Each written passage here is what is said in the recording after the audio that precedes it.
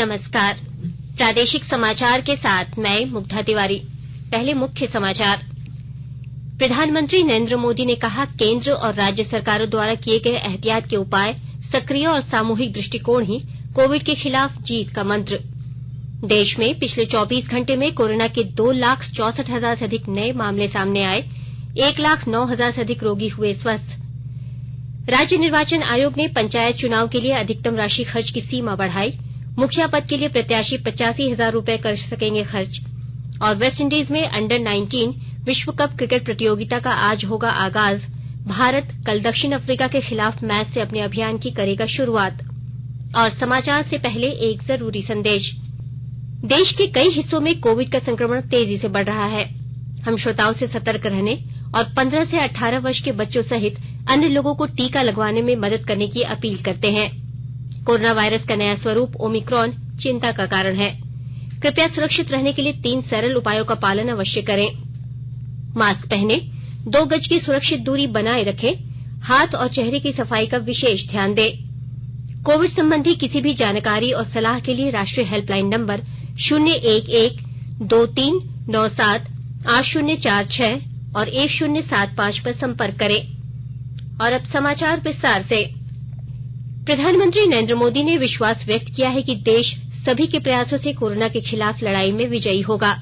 वे कल video conference के जरिए झारखंड समेत सभी राज्यों के मुख्यमंत्रियों के साथ देश में कोविड की स्थिति और इसके संक्रमण को रोकने के लिए किए गए उपायों की समीक्षा कर रहे थे। श्री मोदी ने कहा कि भारत पिछले 100 साल में आई सबसे बड़ी महामारी के साथ लगातार तीसरे वर्ष जूझ रहा है। इसमें सफलता हासिल करने का एकमात्र रास्ता कड़ी मेहनत और जीत ही एकमात्र विकल्प है। उन्होंने कहा कि ओमिक्रॉन वेरिएंट तेज गति से लोगों को संक्रमित कर रहा है। उन्होंने लोगों से सतर्क और सावधान रहने को कहा। प्रधानमंत्री ने कहा कि पिछली बार केंद्र और राज्य सरकारों द्वारा अपनाया गया एहतियाती, सक्रिय और सामूहिक दृष्टिकोण इस बार भी जीत का मंत्र है। श्री मोदी ने कहा कि 10 दिन के भीतर देश में लगभग 3 करोड़ किशोरों का टीकाकरण भी हो चुका है। उन्होंने कहा कि यह इस चुनौती से निपटने के लिए भारत की क्षमता और तैयारियों को दर्शाता है। प्रधानमंत्री ने 100% टीकाकरण के लिए हर घर दस्तक अभियान को तेज करने पर भी बल दिया। देश में अब तक कोविड के नए वेरिएंट ओमिक्रॉन के 5,753 मामले सामने आए हैं। स्वास्थ्य मंत्रालय ने बताया कि राष्ट्रव्यापी कोविड टीकाकरण अभियान के तहत देश में अब तक 155 करोड़ 39 लाख टीके लगाए जा चुके हैं। कल 73,08,000 से अधिक टीके लगाए गए। पिछले 24 घंटों के दौरान 1,09,000 से अधिक रोगी स्वस्थ हुए। स्वस्थ होने की दर 95.2% हो गई है। कल 2,64,000 से अधिक नए मामलों की पुष्टि हुई। वर्तमान में 12,72,000 से अधिक लोगों का इलाज चल रहा है। अमृत महोत्सव के तहत आकाशवाणी के साप्ताहिक क्विज में आइए आप भी शामिल हों। आजादी के 75 वर्षों का पर्व अमृत महोत्सव प्रत्येक बुधवार शाम 7 बजे प्रसारित होने वाले प्रादेशिक समाचार के दौरान पूछे गए प्रश्न का सही उत्तर देने वाले एक प्रतिभागी इनाम का हकदार होगा। इसके लिए सुनते रहें आकाशवाणी रांची का प्रसारण।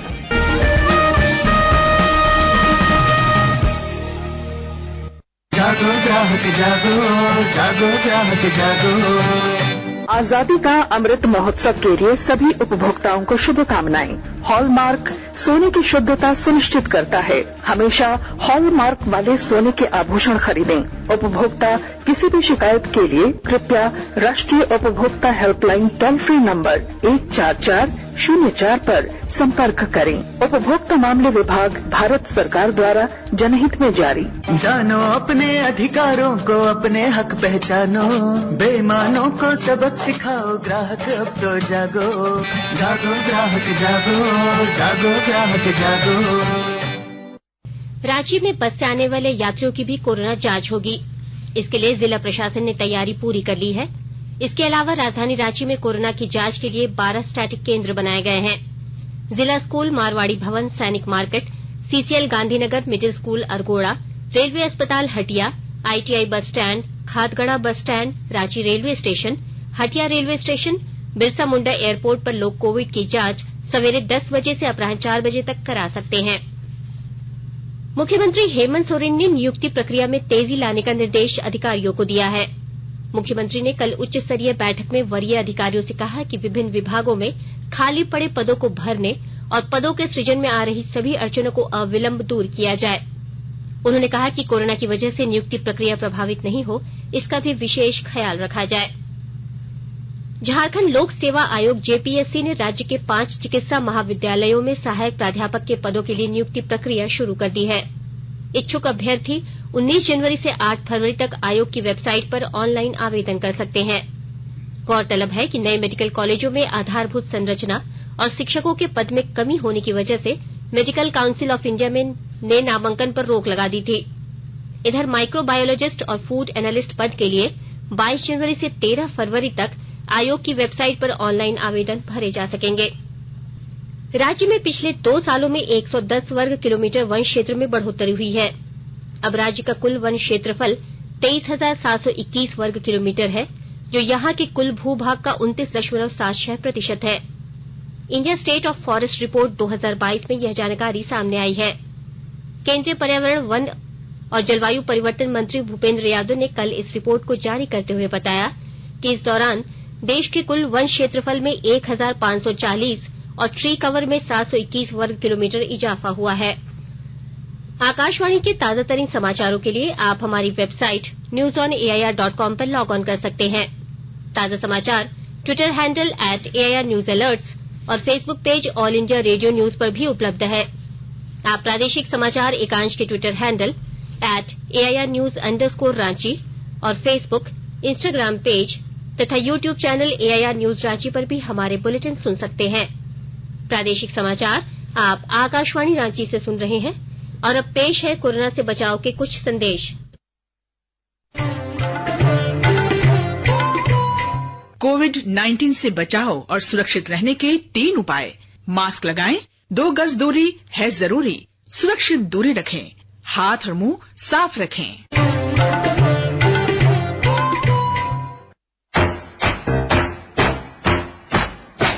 चलो मिलकर एक शुरुआत करें, चलो एक फैसला आज करें, मास्क नहीं तो टोकेंगे, कोरोना को रोकेंगे, चलो एक वादा करते हैं, चलो एक वादा करते हैं, मास्क नहीं तो टोकेंगे, कोरोना को रोकेंगे।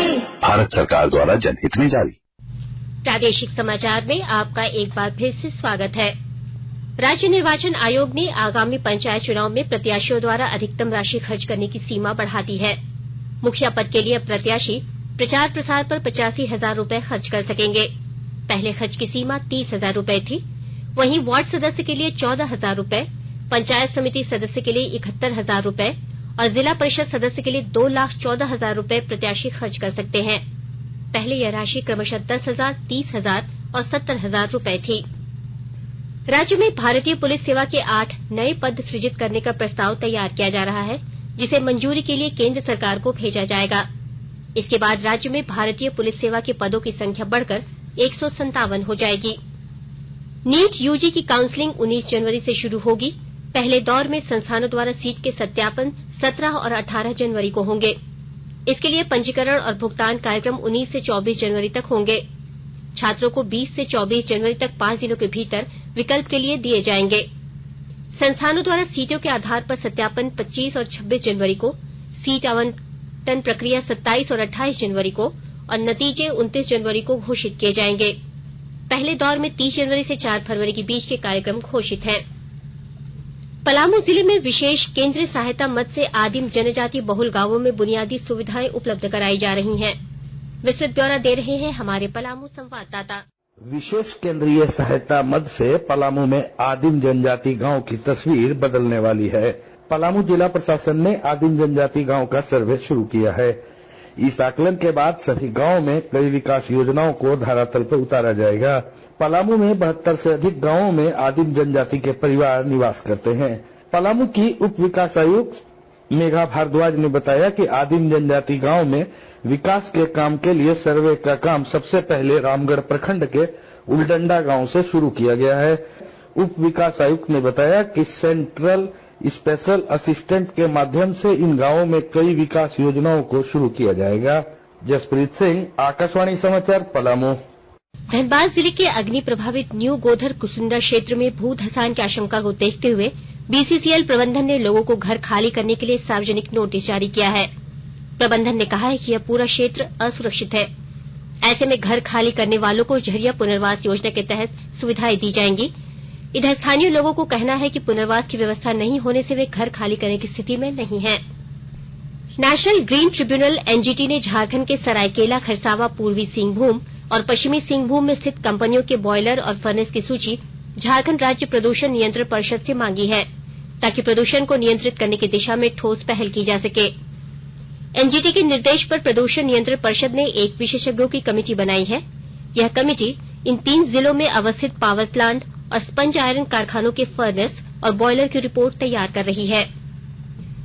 मकर संक्रांति का त्योहार आज झारखंड समेत पूरे देश में परंपरा और हर्षोल्लास के साथ मनाया जा रहा है। प्रधानमंत्री नरेंद्र मोदी ने मकर संक्रांति के साथ माघ बिहू, भोगी और पोंगल पर लोगों को बधाई दी है। एक ट्वीट में श्री मोदी ने कहा कि प्रकृति पूजा से जुड़े ये त्योहार लोगों के जीवन में खुशियां लाएंगे। उन्होंने कहा कि देश भर में मनाए जाने वाले ये पर्व भारत की सांस्कृतिक विविधता को गौरवान्वित करते हैं। इधर इस अवसर पर आज सवेरे आयोजित वैश्विक सूर्य नमस्कार कार्यक्रम में 1 करोड़ से भी अधिक लोगों ने भाग लिया। यह कार्यक्रम आयुष मंत्रालय ने आजादी का अमृत महोत्सव के अंतर्गत आयोजित किया था। अंडर 19 क्रिकेट विश्व कप का 14वां संस्करण वेस्टइंडीज में 14 जनवरी से 5 फरवरी के बीच आयोजित किया जाएगा। इन्हें एंटीगुआ और बारबुडा, त्रिनिदाद और Tobago, Saint Kitts and Nevis और गुयाना में खेला जाएगा। कार्यक्रम का आयोजन वेस्टइंडीज और ऑस्ट्रेलिया के बीच मैच से होगा। इसमें श्रीलंका का मुकाबला कल गुयाना में स्कॉटलैंड से होगा। भारत अपने अभियान की शुरुआत शनिवार को दक्षिण अफ्रीका के खिलाफ करेगा। भारत को ग्रुप बी में दक्षिण अफ्रीका, आयरलैंड और युगांडा के साथ रखा गया है। प्रतियोगिता में 48 मैचों में 16 टीमें ट्रॉफी के लिए संघर्ष करेंगी। 16 टीमों में West Indies, Bharat, Australia, Sri Lanka, Scotland, Pakistan, Papua New Guinea, Ireland, Uganda, दक्षिण Africa, Canada, UAE, Bangladesh, England, Afghanistan और जिम्बाब्वे होंगे। और अब संक्षिप्त खबरें। धनबाद जिले के मंडल कारा की सुरक्षा का जिम्मा झारखंड आर्म्ड पुलिस को सौंपा जाएगा। जेल सुरक्षा कमेटी की बैठक में इस पर सहमति बनी है। वरीय अधिकारियों की मंजूरी के बाद जेल की सुरक्षा और बढ़ा दी जाएगी। ऑल इंडिया फुटबॉल फेडरेशन की ओर से कोचों के लिए ऑनलाइन रिफ्रेशर कोर्स 2 चरणों में आयोजित होगा। पहला चरण 21 से 23 जनवरी और दूसरा 28 से 30 जनवरी तक आयोजित होगा।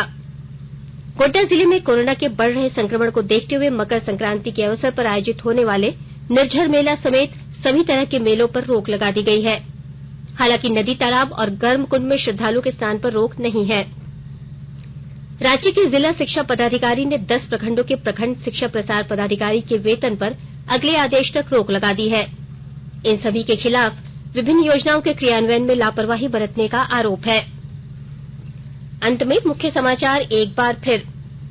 प्रधानमंत्री नरेंद्र मोदी ने कहा, केंद्र और राज्य सरकारों द्वारा किए गए एहतियात के उपाय, सक्रिय और सामूहिक दृष्टिकोण ही कोविड के खिलाफ जीत का मंत्र। देश में पिछले 24 घंटे में कोरोना के 2,64,000 से अधिक नए मामले आए सामने, 1,09,000 से अधिक रोगी हुए स्वस्थ। राज्य निर्वाचन आयोग ने पंचायत चुनाव के लिए अधिकतम राशि खर्च की सीमा बढ़ाई। मुखिया पद के लिए प्रत्याशी 85,000 रूपये कर सकेंगे खर्च। और वेस्ट इंडीज में अंडर 19 विश्व कप क्रिकेट प्रतियोगिता का आज होगा आगाज। भारत कल दक्षिण अफ्रीका के खिलाफ मैच से अपने अभियान की करेगा शुरुआत। इसके साथ ही आकाशवाणी रांची से प्रादेशिक समाचार का ये बुलेटिन समाप्त हुआ। नमस्कार।